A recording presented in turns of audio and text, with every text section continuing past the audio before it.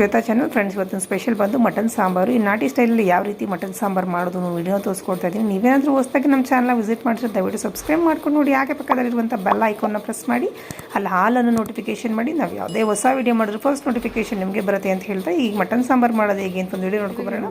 Mutton ಸಾರು ಮಾಡಲಿಕ್ಕೆ ಒಂದು ಸ್ಟವ್ನ ಹಚ್ಕೊಂಡು ಒಂದು ಕುಕ್ಕರ್ ಇಟ್ಕೊಂಡಿದ್ದೀನಿ. ಇದಕ್ಕೆ ಇವಾಗ 1 ಟೇಬಲ್ ಸ್ಪೂನ್ ಆಗುವಷ್ಟು ಎಣ್ಣೆನ ಹಾಕೋತೀನಿ. ಎಣ್ಣೆ ಸ್ವಲ್ಪ ಬಿಸಿ ಆಗಿ ನೋಡ್ಬೋದು. ಸ್ವಲ್ಪ ಎಣ್ಣೆ ಬಿಸಿ ಆಗಿದೆ. ನಾನು ಇಲ್ಲಿ ಒಂದು ದೊಡ್ಡ ಸೈಜ್ ಒಂದು ಈರುಳ್ಳಿ ಹಾಗೆ ಒಂದು 4 ಹಸಿಮೆಣಸಿನಕಾಯಿನ ಹಾಕೊಂಡು ಫ್ರೈ ಮಾಡ್ಕೊತಾ ಇದ್ದೀನಿ. ಇದು ಮಸಾಲೆ ರುಬ್ಬಕ್ಕೋಸ್ಕರ. ಇದನ್ನ ಸ್ವಲ್ಪ ಕಲರ್ ಚೇಂಜ್ ಆಗೋವರೆಗೂ ಒಂದು 2 ನಿಮಿಷ ಚೆನ್ನಾಗಿ ಇದನ್ನ ಫ್ರೈ ಮಾಡ್ಕೊಳ್ಳೋಣ.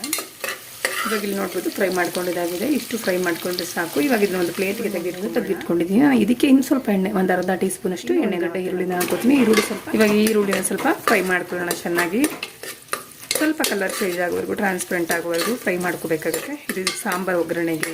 ನೋಡ್ಬೋದು ಈರುಳ್ಳಿ ಇಷ್ಟು ಟ್ರಾನ್ಸ್ಪರೆಂಟ್ ಆದರೆ ಸಾಕು. ನಾನು ಈ ಮೂಮೆಂಟಲ್ಲಿ ಒಂದು 3/4 kg ಅಷ್ಟು ಮಟನ್ನ ಚೆನ್ನಾಗಿ ತೊಳೆದು ಕ್ಲೀನ್ ಮಾಡಿಕೊಂಡು, ನಿಮಗೆ ಈ ಎಲೆಗಳೆಲ್ಲ ಗೊತ್ತಿರ್ಬೋದು, ಈ ಮಂಡ್ಯ ಸೈಡೆಲ್ಲ ಏನು ಮಾಡ್ತಾರೆ ಈರುಳ್ಳಿ ಖಾರ ಅಂತ ಹಾಕ್ತಾರೆ. ಅದನ್ನು ನಾನು ಏನು ಮಾಡಿದ್ದೀನಿ, ಮಟನ್ನ ಚೆನ್ನಾಗಿ ತೊಳೆದು ಕ್ಲೀನ್ ಮಾಡಿಕೊಂಡು ಈರುಳ್ಳಿ, ಬೆಳ್ಳುಳ್ಳಿ, ಸ್ವಲ್ಪ ಕೊತ್ತಂಬರಿ ಸೊಪ್ಪನ್ನ ಪೇಸ್ಟ್ ಥರ ಮಾಡಿ ಅದನ್ನು ಈ ರೀತಿ ನೋಡ್ಬೋದು ಮ್ಯಾರಿನೇಟ್ ಮಾಡಿ ಇಟ್ಕೊಂಡಿದ್ದೆ. ಒಂದು 2 ಗಂಟೆಗಳ ಕಾಲ. ನೀವು ಬೇಕಂದರೆ ಟೈಮ್ ಇದೆ, ತುಂಬ ಟೈಮ್ ಇಡ್ಬೋದು. ಮಿನಿಮಮ್ ಒಂದು 1/2 hour ಇಟ್ಟರು ಸಾಕು. ಇನ್ನು ಒಂದು 2 ಗಂಟೆಗಳ ಕಾಲ ಇದನ್ನ ರೀತಿ ಮ್ಯಾರಿನೇಟ್ ಮಾಡಿ ಇಟ್ಕೊಂಡಿದ್ದೆ. ಅದನ್ನ ಇದಕ್ಕೆ ಆ್ಯಡ್ ಮಾಡ್ಕೊತಾ ಇದ್ದೀನಿ.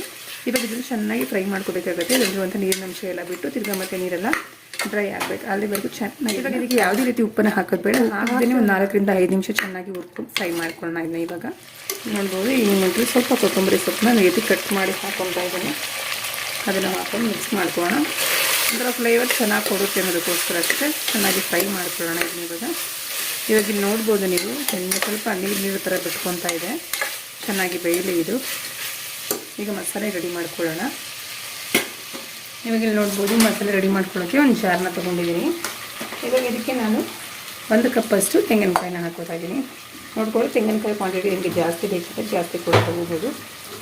ಇವಾಗ ಇದಕ್ಕೆ ಒಂದು 2 ಗಡ್ಡೆಯಷ್ಟು ಬೆಳ್ಳುಳ್ಳಿ, ಒಂದು ಇಂಚಷ್ಟು ಶುಂಠಿ, ನಾನು ಈಗ ನೋಡ್ಬೋದು 1 ಟೇಬಲ್ ಸ್ಪೂನ್ ಆಗುವಷ್ಟು ಹುರ್ಗಡ್ಲೆನ ತೊಗೊಂಡಿದ್ದೀನಿ. ನೋಡ್ಕೊಳ್ಳಿ, ನಿಮಗೆ ಕ್ವಾಂಟಿಟಿ ಜಾಸ್ತಿ ಬೇಕಂದ್ರೆ ನೀವು ಜಾಸ್ತಿ ಕೂಡ ತೊಗೋಬೋದು. ಸ್ವಲ್ಪ ಕೊತ್ತಂಬರಿ ಸೊಪ್ಪು, ಹಾಗೆ ಇಲ್ಲಿ ನೋಡ್ಬೋದು 2 ಲವಂಗ, 2 ಪೀಸಷ್ಟು ಚಕ್ಕೆನ ತೊಗೊಂಡಿದ್ದೀನಿ. ಹಾಗೆ ಜೊತೆಗೆ ಹುರಿದಿಟ್ಕೊಂಡಿರುವಂಥ ಏನಿದೆ ಈರುಳ್ಳಿ ಮತ್ತು ಹಸಿಮೆಣಸಿನಕಾಯಿ ಅದನ್ನು ಕೂಡ ಆ್ಯಡ್ ಮಾಡಿ. ಹಾಗೆ ನೋಡ್ಬೋದು 1 ಟೊಮೆಟೊನ ರೀತಿ ಕಟ್ ಮಾಡಿ ಹಾಕೊತಾ ಇದ್ದೀನಿ. ಇದು ಟೊಮೆಟೊ ಆಪ್ಷನಲ್ಲೂ, ಬೇಕಂದರೆ ಹಾಕೊಳ್ಳಿ, ಬೇಡ ಅಂದರೆ ಸ್ಕಿಪ್ ಮಾಡಿ. ಒಂದು 2 ಸ್ಪೂನಷ್ಟು ಮಟನ್ ಸಾಂಬಾರು ಪೌಡ್ರನ್ನ ಹಾಕೋತಿದ್ದೀನಿ. ಅಂದರೆ ನಮ್ಮ ಮನೆಗಳಲ್ಲಿ ನಾವು ಮಟನ್ ಸಾಂಬಾರು ಬೇರೆ ಸಪ್ರೇಟ್ ಪೌಡ್ರನ್ನ ಮಾಡಿ ಇಟ್ಕೊತೀವಿ. ಆ ಪೌಡ್ರ್ ಖಾರ ಇರೋದ್ರಿಂದ ನಾನು ಯಾವುದೇ ರೀತಿಯಾದಂಥ ಮೆಣಸಿನಕಾಯಿ ಪೌಡ್ರನ್ನ, ಚಿಲ್ಲಿ ಪೌಡ್ರನ್ನ ಆ್ಯಡ್ ಮಾಡ್ತಾ ಇಲ್ಲ. ಇದಕ್ಕೆ ನಾನು ಆಲ್ರೆಡಿ ಸ್ವಲ್ಪ 4 ಹಸಿಮೆಣಸಿನಕಾಯಿ ಹಾಕಿರೋದ್ರಿಂದ ಪೆಪ್ಪರ್ ಕೂಡ ಹಾಕೋ ಅವಶ್ಯಕತೆ ಇಲ್ಲ. ಇದಕ್ಕೆ ಸ್ವಲ್ಪ ನೀರನ್ನು ಹಾಕ್ಕೊಂಡು ಇವಾಗ ಇದನ್ನು ಚೆನ್ನಾಗಿ ಪೇಸ್ಟ್ ಮಾಡ್ಕೊಂಡು ಬರೋಣ. ಅಂದರೆ ನಾನು ಮಟನ್ಗೆ ಸ್ವಲ್ಪ ಎಷ್ಟು ಬೇಕು ಉಪ್ಪು ಅಷ್ಟನ್ನ ಹಾಕ್ಕೊತಾ ಇದ್ದೀನಿ. ಇವಾಗ ಇದನ್ನು ಹಾಕೊಂಡು ಚೆನ್ನಾಗಿ ಫ್ರೈ ಮಾಡ್ಕೊಳ್ಳೋಣ. ಜಸ್ಟ್ ಇನ್ನೊಂದು 2 ರಿಂದ 3 ನಿಮಿಷ ಚೆನ್ನಾಗಿ ಫ್ರೈ ಮಾಡ್ಕೊಂಡು ನೋಡ್ಬೋದು. ಇವಾಗ ಉಪ್ಪೆಲ್ಲ ಚೆನ್ನಾಗಿ ಹಿಡಿದಿದೆ. ಕೆಳಗಡೆ ಸೈಡಲ್ಲಿ ಎಣ್ಣೆ ಬಿಟ್ಕೋತಾ ಇದೆ. ನೋಡ್ಬೋದು ನೀರೆಲ್ಲ ಚೆನ್ನಾಗಿ ಡ್ರೈ ಆಗಿದೆ. ಆ ನೀರಿದ್ದಂಗೆ ಹಾಕಿಬಿಟ್ರೆ ಮಟನ್ ಸಾಂಬಾರು ಚೆನ್ನಾಗಿಲ್ಲ, ಎಲ್ಲ ಡ್ರೈ ಆಗಿ ಹಿಂಗಬೇಕು. ನೋಡ್ಬೋದು ಈ ನೀರೆಲ್ಲ ಹಿಂಗಿದೆ. ಈ ಮೂಮೆಂಟಲ್ಲಿ ನಾನು ರುಬ್ಬಿಟ್ಕೊಂಡಿರುವಂಥ ಮಸಾಲೆ ಏನಿದೆ ಅದನ್ನ ಆ್ಯಡ್ ಮಾಡ್ಕೊತಾ ಇದ್ದೀನಿ.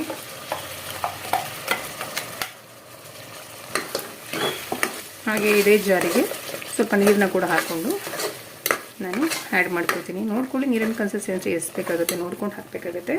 ಇವಾಗ ಇದಕ್ಕೆ ನಾನು ಅದೇ ಮಿಕ್ಸರ್ ಜಾರ್ಗೆ ಸ್ವಲ್ಪ ನೀರನ್ನ ಹಾಕ್ಕೊಂಡು ಅದನ್ನು ಇದಕ್ಕೆ ಆ್ಯಡ್ ಮಾಡ್ಕೊತೀನಿ. ಇವಾಗ ಇಲ್ಲಿ ನೋಡ್ಬೋದು, ನಾನು ಇವಾಗ ಇದಕ್ಕೆ ಮಿನಿಮಮ್ ಒಂದು ಅರ್ಧ ಲೀಟ್ರಷ್ಟು ನೀರನ್ನು ಆ್ಯಡ್ ಮಾಡ್ಕೊಂಡಿದ್ದೀನಿ. ನೋಡ್ಬೋದು ಈ ಕನ್ಸಿಸ್ಟೆನ್ಸಿ ನಾನು ಸಾಂಬಾರನ್ನ ಇಟ್ಕೊಂಡಿದ್ದೀನಿ.